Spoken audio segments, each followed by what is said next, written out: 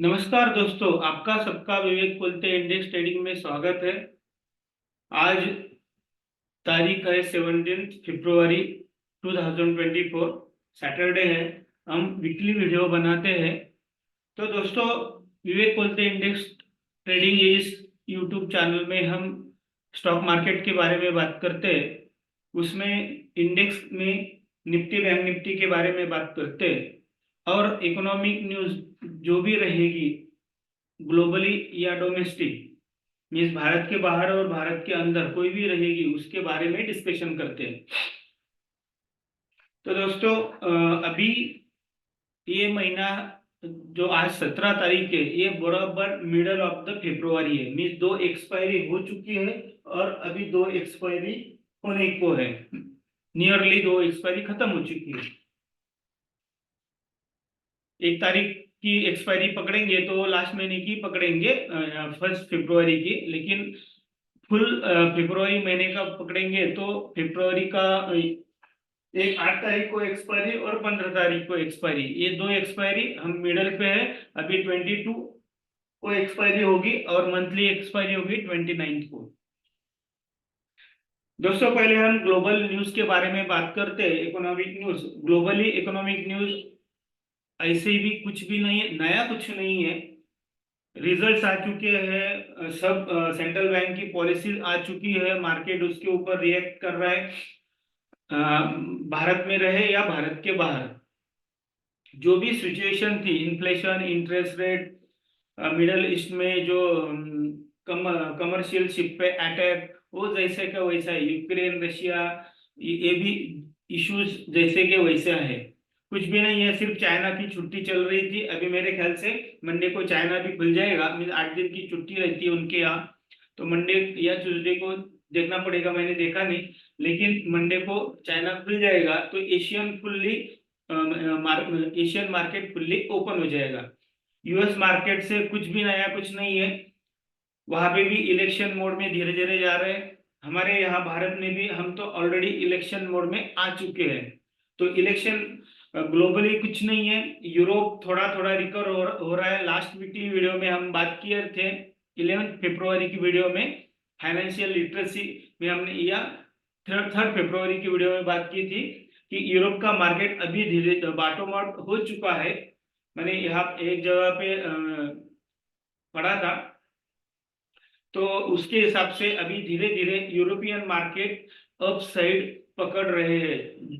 अगर आप चार्ट देखते हैं, फिरसी का देखेंगे या डैक्स का देखेंगे, तो वहां पे आपको धीरे धीरे रिकवरी, मिस चार्ट के ऊपर इंडेक्स में रिकवरी दिख रही है। जो जो जहां पे मैंने पढ़ा था उनके हिसाब से धीरे धीरे यूरोपियन मार्केट बॉटम आउट होके अप साइड धीरे धीरे जाएगा। लेकिन उनका ये भी कहना था कि सडन अप साइड नहीं होगा, धीरे धीरे अप जाएगा, it will take a time. लेकिन पॉजिटिव जो रिसेशन में जा रहे थे, जर्मनी का मार्केट या यूके का मार्केट, मीन्स कंट्री, इटली तो बहुत सी रिसेशन में ही थी। तो वहां पे अभी रिसेशन जाने का खतरा टल चुका है, या अगर आप दूसरे शब्दों में कहेंगे, रिसेशन आके चला गया है। मिस हो गया उसका काम। मिस कभी भी अप डाउन रहता है, साइकिल की बात करते हैं, तो उनका डाउन का एरिया या काल खत्म हो चुका है और धीरे धीरे अपसाइड जाएंगे। तो उसका बेनिफिट यूरोपियन मार्केट धीरे धीरे अगर अच्छा होता है तो भारत की जो भी कंपनीज यूरोपियन मार्केट में काम करती है, सेल्स करती है, या वहां से बिजनेस आता है, या उनके प्लान वहां पे है, उनको 3 to 6 महीने के बाद हमको ज्यादा प्रॉफिट मिलेगा ऐसा दिखाई देगा। उसको नेक्स्ट क्वार्टर में उसका हमको रिजल्ट में दिखेगा। अभी 3 महीना तो जनरल बिजनेस होगा। उसके बाद में हमको उनके, अगर यूरोपियन मार्केट का बिजनेस अच्छा चलता है, तो जो हम बात कर रहे हैं कि यूरोपियन मार्केट बॉटम आउट हो चुका है, उसका हमको प्लस पहला पॉजिटिव साइन मिलेगा। और वैसे ही इंडियन मार्केट के जो भी कंपनीज रहेगी, उनका जो बैलेंस शीट रहेगा या प्रॉफिट रहेगा, सेल्स रहेगा, वो बढ़ेगा, उसका भी हमको नेक्स्ट क्वार्टरली रिजल्ट में दिखेगा। मीन्स अभी क्या है, नियरली हमारे यहाँ पे क्वार्टरली रिजल्ट आ चुके हैं। तो ये हमको कभी दिखेगा, जनवरी फरवरी मार्च, ये 3 महीने का क्वार्टर है। तो अप्रैल 15 अप्रैल के बाद में जो रिजल्ट्स आएंगे उनमें दिखेगा, किसी के अप्रैल में आएंगे रिजल्ट, कोई किसी के मई में आएंगे रिजल्ट्स। तो ये ओवरऑल ग्लोबली है, ऐसा लग रहा है धीरे धीरे अच्छा हो रहा है। लेकिन कभी कभी धीरे धीरे अच्छा होता है तो इन्वेस्टर आगे की सोचते हैं, कोई लोग प्रॉफिट भी बुक करते हैं, क्योंकि जब मार्केट नीचे था उनका बायर रहता है, और धीरे ऊपर जाने के बाद वो प्रॉफिट बुक करते हैं। हर एक का इन्वेस्टमेंट का तरीका अलग अलग रहता है। तो हमको ये सेक्टर रोटेशन, हम भी बात की हमने बात भी की थी कि सेक्टर रोटेशन हो रहा है। जो टेलीग्राम चैनल है वहां पे भी पोस्ट किया था कि जिस कंपनी में आपको प्रॉफिट मिल रहा है आप दूसरे सेक्टर में या दूसरी कंपनी में शिफ्ट कर सकते हैं। ऐसा बड़े बड़े लोग भी कर रहे हैं, ये दिखाई देता है डेटा में। अगर आप डेटा अच्छी तरह से पढ़ पाते हैं, या चार्ट में, कभी कभी चार्ट में दिखता है लेकिन डेटा में क्लियरली दिखाई देता है। तो ये सेक्टर रोटेशन वहां पे भी होगा, ग्लोबल मार्केट में, यूएस मार्केट में, और हमारे इंडियन मार्केट में भी दिखाई देगा। अभी हम डोमेस्टिक न्यूज के बारे में बात करते हैं। तो अभी तो हम इलेक्शन मोड में आ चुके हैं। जो इंफॉर्मेशन मिली है उसके हिसाब से फरवरी फरवरी का लास्ट वीक या मार्च का पहला वीक, यहाँ कभी भी इलेक्शन की डेट्स हमको मिस अनाउंसमेंट होने के चांसेस हैं। मिस फरवरी का लास्ट वीक या मार्च का पहला वीक, इन दोनों कहाँ पे भी इलेक्शन डेट अनाउंस होंगे। उसके बाद में मार्केट का रिएक्शन होगा।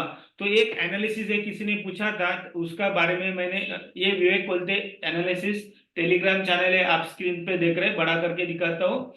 यहाँ पे डेली जो भी व्यूज है वो पोस्ट करता हूँ during the market, after the market. जो भी अच्छी न्यूज आती है, जो भी निगेटिव न्यूज आती है उसके बारे में पोस्ट करता हूँ। अगर वहां पे ज्यादा कुछ व्यूज रहेंगे तो व्यूज भी पोस्ट करता हूँ। और दूसरा है विवेक बोलते चैट बोल के ग्रुप है, वहां पे आप ज्वाइन होके अगर आपको कोई क्वेरी रहेगी तो ये आप यहाँ पे क्वेरी पूछ सकते हैं।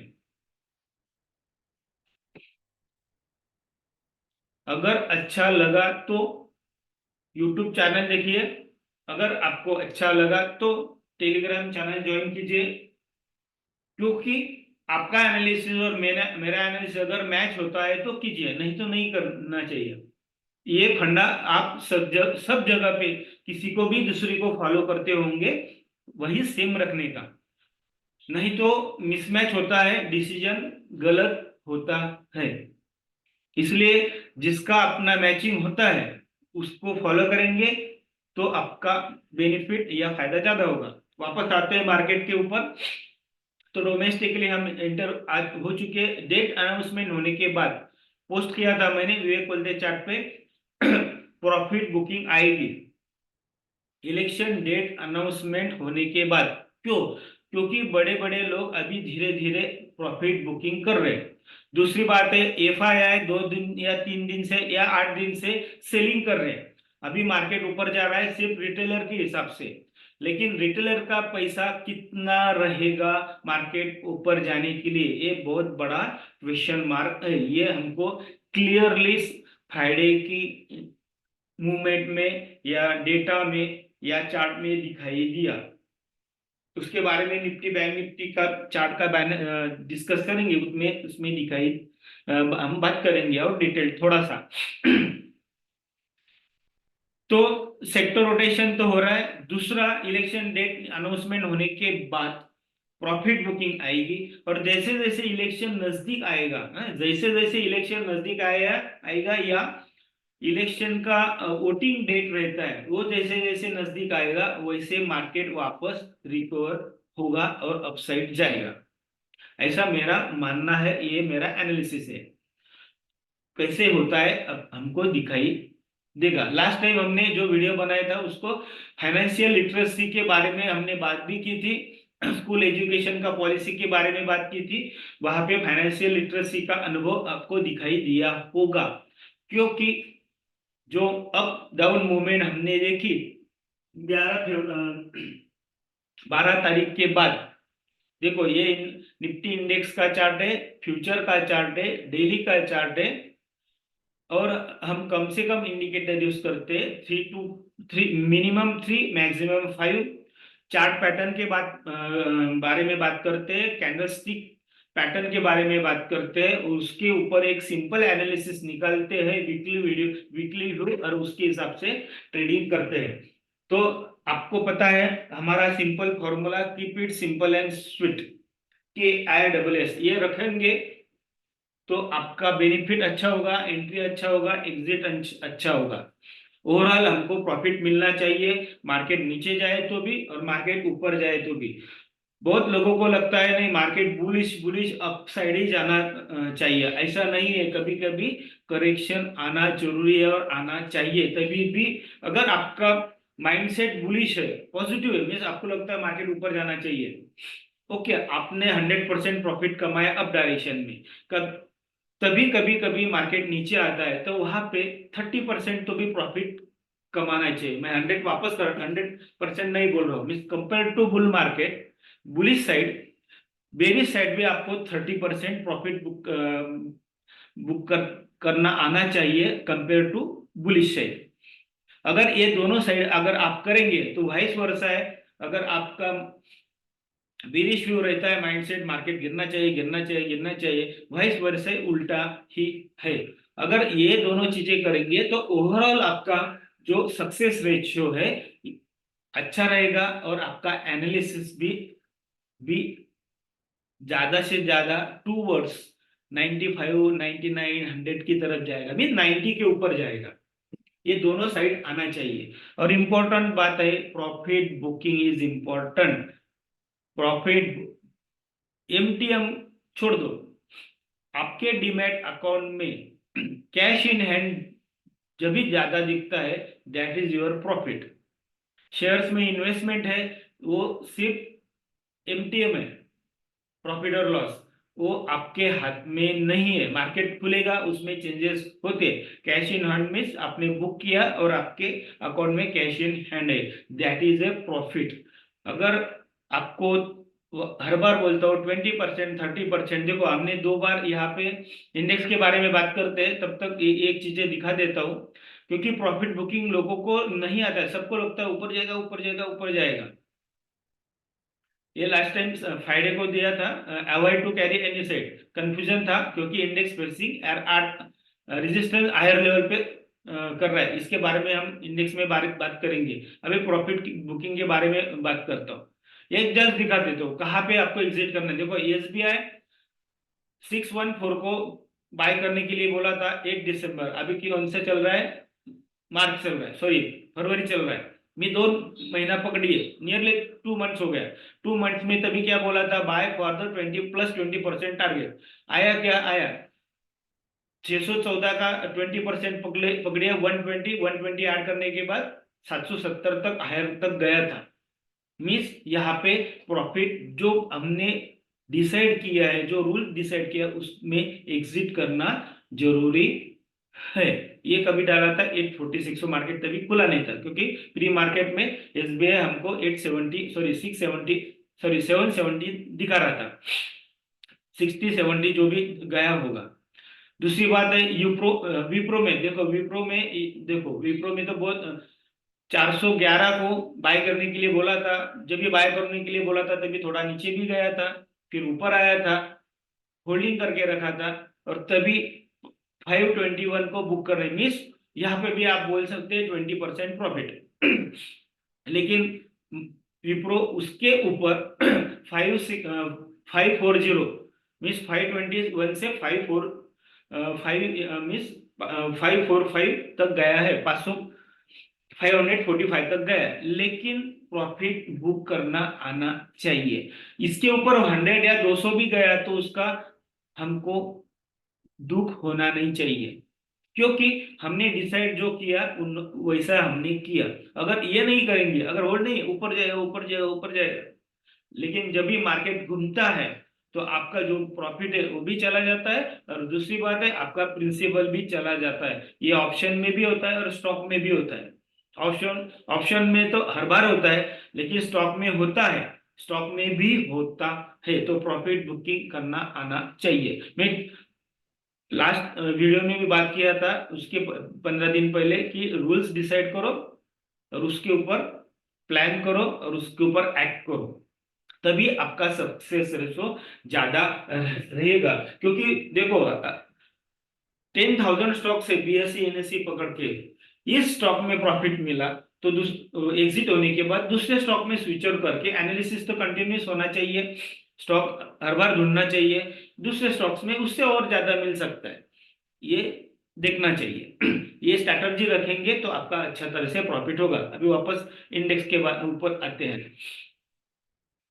ये इंडेक्स का निफ्टी का चार्ट, फ्यूचर डेली का चार्ट देखिए। ये लास्ट टाइम हमने बात की थी, इस डाउन ट्रेंड चैनल को हम निकाल देंगे, क्योंकि सीधा कभी के 11 को हमने वीडियो बनाया था, ये 13 है, ये 14 है, यहाँ पे बड़ी कैंडल हुई, देन ये है 15 और 16 मीन्स ब्रेकआउट हमको सीधे सीधे दिखता है। इसके बारे में भी बात की थी, इस डाउन ट्रेंड चैनल को हम निकाल देते, अभी निकाल देते हैं। वापस अभी निफ्टी कहाँ पे गया है देखो, ये बड़ा ये दिख रहा है, ये बड़ा अप ट्रेंड चैनल है, उसके ऊपर निफ्टी वापस ऊपर गया है। एक छोटा सा एक down trend up trend channel को सपोर्ट लेके उसके सेंटर लाइन को भी क्रॉस करके निफ्टी ऊपर है, अभी रेजिस्टेंस फिक्स कर रहा है। कहाँ पे देखो, यहाँ पे एक टॉप है, यहाँ पे टॉप है, और ये तीसरा टॉप है। अगर मान लो कल मंडे को देखो, अमेरिका रशिया को सॉरी यूएस को छुट्टी है, करेंसी मार्केट भी हमारे यहाँ पे कमोडिटी मार्केट भी 3 या 5 बजे शाम को खुलने वाले हैं, 2 घंटे के लिए, सुबह से वो खुलेंगे नहीं। मीन्स करेंसी का जो भी इफेक्ट स्टॉक मार्केट में इक्विटी मार्केट में पड़ता है वो दिखाई देगा नहीं। यूएस मार्केट क्लोज है तो एफआईआई या इंटरनेशनल इन्वेस्टर इतना एक्टिव हमारे मार्केट में नहीं रहेंगे, और 2 दिन से हम रिटेलर के ऊपर ही भरोसे चल रहे थे। कल ही थोड़ा सा बाइंग हुई 300 या 350 करोड़ का एफआईआई की, और 2700 2200 करोड़ का डीआई की, और इतना कम होने के बाद भी मार्केट ऊपर गया। और उसके 2 दिन पहले सेलिंग थी एफआईआई की 3,000 के ऊपर, और डीआई की कम बाइंग थी, फिर भी मार्केट ऊपर गया। मीन्स दो इंडिकेशन क्या है, रिटेलर के इन्वेस्टमेंट के ऊपर इंडेक्स भी और स्टॉक्स ऊपर जा रहे हैं। इंपॉर्टेंट बात है, मंडे को पूरा रिटेलर के ऊपर रहेगा। अभी रिटेलर के पास कितना पैसा है बचा हुआ, और या ब्रेकआउट की राह देखते हुए ब्रेकआउट में खरीदेंगे, इसके लिए साइड में रखा हुआ मनी, अगर ऐसा है तो हमको मंडे को ब्रेकआउट मिलेगा, और हम 22,200 के ऊपर अगर रहते हैं डे क्लोज मंडे को और ट्यूसडे को, तो हम 22,400 की तरफ निफ्टी में चले जाएंगे। तो रेजिस्टेंस सीधा है, रेजिस्टेंस देखो, ये एक जो बड़े कैंडल बनी थी, वहां पे एक सेलिंग आई थी थोड़ी, 22,200 दिख रहा है, बराबर है। तो अगर मान लो आर रेजिस्टेंस है निफ्टी में 22,200 के ऊपर खुल के ऊपर ही टिकता है, ट्यूसडे को वो मीन्स मंगलवार को भी रहना चाहिए, नॉट इवन ओनली मंडे को, मंगलवार की भी को भी होना चाहिए। अगर रहता है क्लोज तो हम 22,400 बुधवार को गुरुवार को ही चले जाएंगे, नहीं तो वापस प्रॉफिट बुकिंग करके इस बड़े डाउन ट्रेंड चैनल के टॉप लाइन की तरफ आएंगे, और बाद में थोड़ा सा नीचे आ सकते हैं। मीन्स सपोर्ट कहाँ पे है, वापस सपोर्ट कहाँ पे आता है, वैसे सपोर्ट दिखता है 21,600, लेकिन नियरली सपोर्ट कहाँ पे दिखता है देखो, यहाँ पे ये जो ये हैमर जैसा दिख रहा है, हैमर जैसे कैंडलस्टिक है, उसका बॉटम एक सपोर्ट है, और एक सेंटर लाइन का जो रेड लाइन है वहां पे ही दिखती है, तो एक बॉटम है। मीन्स वैसे बोलेंगे तो 21,850, लेकिन 800 पकड़िए, 21,800 ये सपोर्ट है, और रेजिस्टेंस है 22,200। अगर रिटेलर के भरोसे पे ऊपर जाएगा तो टिकना चाहिए, नहीं तो फिर बड़ी प्रॉफिट बुकिंग आ सकती है। क्योंकि क्या हुआ, फ्राइडे को देखो ये कैंडलस्टिक कैसी दिखती है, ऊपर जाके नीचे आई हुई है, मीन्स प्रॉफिट बुकिंग हुई है।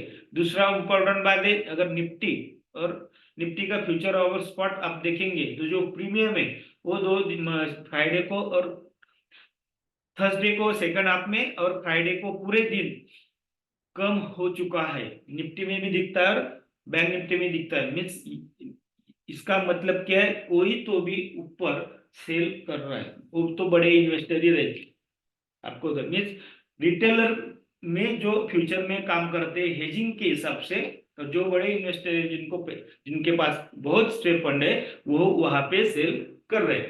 क्योंकि देखो न्यूज कुछ भी नहीं है, इवेंट्स कुछ भी नहीं है, ऐसा भी कुछ नहीं कि बजट हो चुका है, ऐसा कुछ भी नहीं। अभी पूरा इलेक्शन मोड में है, और इलेक्शन मोड में तो कुछ न्यूज रहती नहीं है, उसके रिजल्ट इलेक्शन होने के बाद ही जो भी रहेगा वो ट्रिगर मिलेगा। तब तक क्या, तब तक तुम्हारे पास कितना पैसा है उसके हिसाब से रहेगी। ग्लोबली तो कुछ भी नहीं है।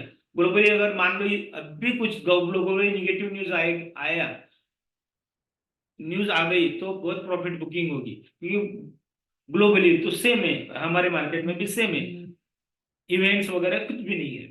तो ये ध्यान रखना। अभी अभी बैंक निफ्टी के बारे में बात करते हैं, सेम फ्यूचर का डेली का। इस डाउन ट्रेंड चैनल को हमने बात की थी, हम निकाल देते हैं।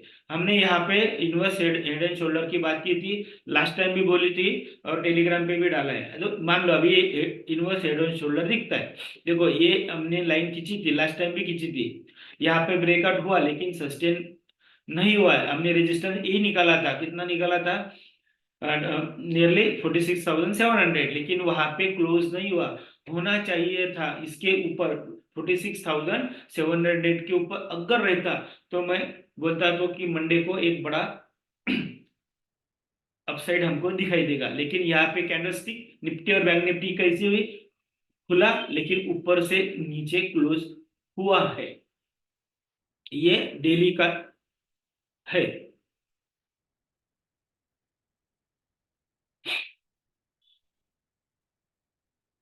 बराबर, कैंडलस्टिक इसके हिसाब से दिख रही है हमको।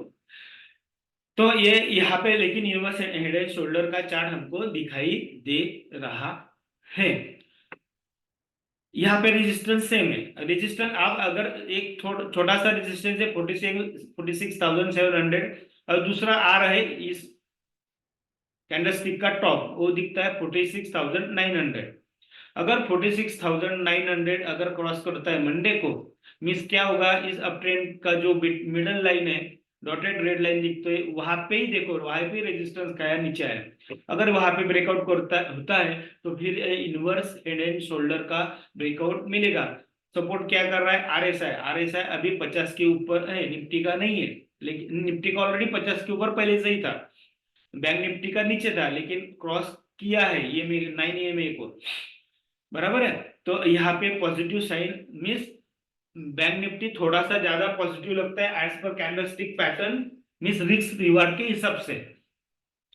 अगर ब्रेकआउट हुआ तो बैंक निफ्टी सीधा इस ये जो हमने ब्लू लाइन निकाली वहां पे जाने की कोशिश करेगा। तो ये जो एक लाइन खींचे 46,700, यहाँ तक बैंक निफ्टी जाने की कोशिश करेगा। लेकिन एक बार ब्रेकआउट होने के बाद रीटेस्ट करने के लिए बैंक निफ्टी वापस यहाँ ऊपर ब्रेकआउट होने के बाद वापस रीटेस्ट करने के लिए ये जो डॉटेड लाइन है इसकी तरफ वापस आएगा। मीन्स 47,000 होने के बाद, 6 रन होने के बाद 500 पकड़ लो, वापस 47,000 की तरफ आएगा, और वहां से अगर घूमता है वापस ऊपर तो फिर वो बड़ा ब्रेकआउट बैंक निफ्टी में हमें दिखाई देगा। अगर ऐसा नहीं होता है तो ये इनवर्स हेड एंड शोल्डर का ब्रेक डाउन है। जैसे हमने यहाँ पे देखो, यहाँ पे एक हेड एंड शोल्डर दिख रहा था, यहाँ पे ब्रेकआउट ब्रेकडाउन दिख रहा था, लेकिन ब्रेकडाउन नहीं हुआ। इसके बारे में हमने जनवरी में बात की थी, जनवरी दिसंबर में, तो वहां पे ब्रेकआउट डाउन फेल्योर हुआ था। ऐसे ही यहाँ पे ब्रेकआउट होने के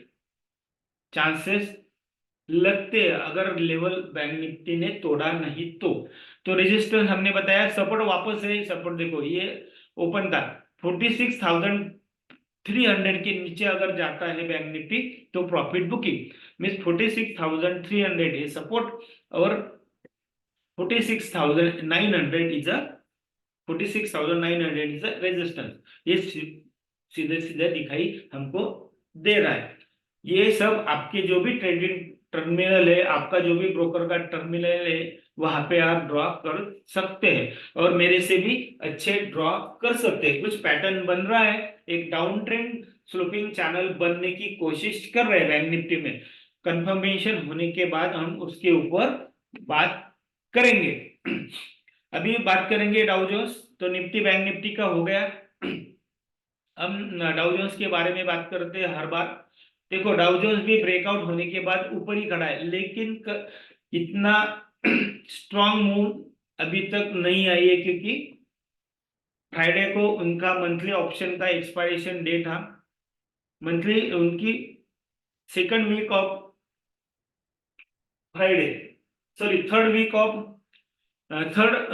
of Friday of every month, वहां पे जो भी ऑप्शंस रहते हैं, इक्विटी फ्यूचर जो भी रहेगा, इक्विटी कमोडिटी,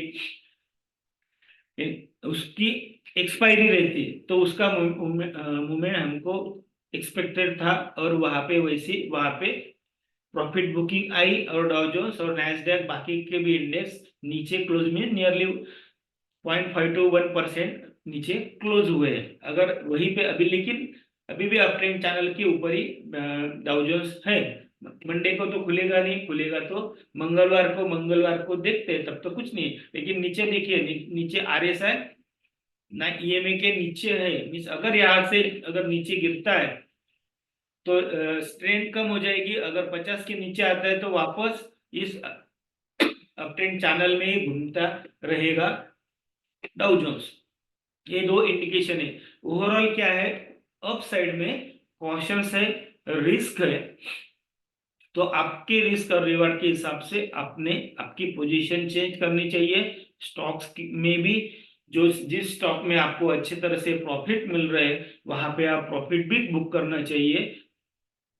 बाकी बहुत से स्टॉक से अभी भी नीचे हैं और अच्छे फंडामेंटल्स वाले हैं, या लास्ट टाइम बात की थी अगले 3 या 6 महीने में जो सेक्टर ग्रो करेगा और अच्छा फंडामेंटल वाले स्टॉक अभी भी चल चुके नहीं होंगे, अपसाइड नहीं ले चुके होंगे, वहां पे आप इन्वेस्टमेंट कर सकते हैं। और वापस रिपीट करता हूँ, वीक फंडामेंटल स्टॉक बहुत चल चुके हैं, वहां पे बहुत बड़ी प्रॉफिट बुकिंग आने वाली है।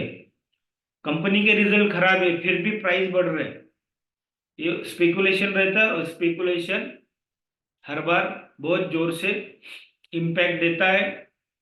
मिस कोई बोलता है ना थप्पड़ मारता है, वो थप्पड़ मारने का जैसा फिर स्टॉक की प्राइसेस नीचे आते हैं और सालों साल ऊपर जाते नहीं है।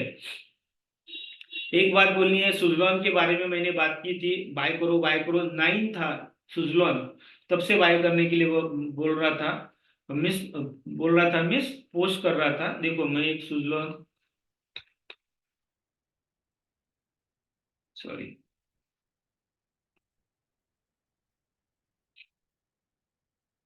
यहाँ पे आप सर्च करेंगे, देखो यहाँ पे 2021 की बात है, 29 सुजलॉन 6 था, slow slowing going by as per for 1 year hold. उसके बाद में 15-20 की तरफ गया था, अभी क्या है 50 के पास सुजलॉन है। और आपने एमएसआई इंडेक्स के में जो चेंजेस हुए उसमें सुजलॉन का नाम आ चुका है, तो आप इतना ध्यान रखिए। अगर वैसे हुआ तो सुजलॉन 100 के ऊपर इजिली जाएगा, और पोस्ट किया था 100+ के ऊपर ही प्रॉफिट बुक करना है सुजलॉन में। एक बार ट्रिगर मिल गया तो सुजलॉन ऐसा भागेगा कि वापस बोलेंगे नहीं नीचे आएगा नीचे आएगा, क्योंकि एक ही कंपनी है इंडिया में सबसे बड़ी विंड एनर्जी में, इंफ्रास्ट्रक्चर ऑलरेडी उनके पास बहुत है। बहुत दिनों तक लॉस मेकिंग भी थी, क्योंकि इनिशियल इन्वेस्टमेंट, एक अगर विंड पावर का टावर लगाते हैं तो तभी जब 10 साल पहले खर्चा आता था 1 करोड़। एक विंड आपका दिखता है ना, विंड टावर दिखता है, फैंस वगैरह दिखता है, तभी 1 करोड़ आता है। ये 2009-10 की बात है। अभी खर्चा आता होगा 5-6 करोड़ तो आता होगा, या 10, नियरली 5-6 करोड़ आता होगा। दो 2 टाइम्स 3 टाइम्स हो चुका होगा। मीन्स उनका इंफ्रास्ट्रक्चर ऑलरेडी है। अभी वो क्या कमाएंगे, ओनली प्रॉफिट कमाएंगे। और गवर्नमेंट का पॉलिसी है रिन्यूएबल एनर्जी की तरफ। अगर सन नहीं रहेगा तो सोलर सेल नहीं चलेंगे, लेकिन हवाएं तो चलती रहती है 24 आवर्स और 365 डेज हवाएं चलती रहती है। तो इसका बेनिफिट हमको सुजलॉन में दिखाई देगा। तो दोस्तों हम अभी जस्ट सुजलॉन के बारे में बात की। ऐसे स्टॉक आपको ढूंढना चाहिए। अगर आपको लगता है तो मेरा व्यू भी पूछना रहेगा, तो आप भी जो विवेक कोलते चैट ग्रुप है वहां पे आपकी क्वेरी पोस्ट करके आप पूछिए। मेरा जो भी व्यूज रहेगा तो मैं वहां पे पोस्ट करूंगा, क्योंकि मेरा कंटिन्यूस स्टडी हर एक सेक्टर में नए नए चीजें खोजने में चलती रहती है। तो दोस्तों इस YouTube चैनल में हमने निफ्टी बैंक निफ्टी के बारे में बात की इकोनॉमिक न्यूज और उसके बारे में एनालिसिस के बारे में बात की। तो अभी नेक्स्ट वीक में क्या होगा, या तो ब्रेकआउट होगा या प्रॉफिट बुकिंग होगी। देखते हैं क्या होता है। और नेक्स्ट 15 दिन वोलेटाइल रहेंगे, ऐसा डेटा के हिसाब से लग रहा है। अभी देखते हैं। तब तक दोस्तों धन्यवाद। Thank you.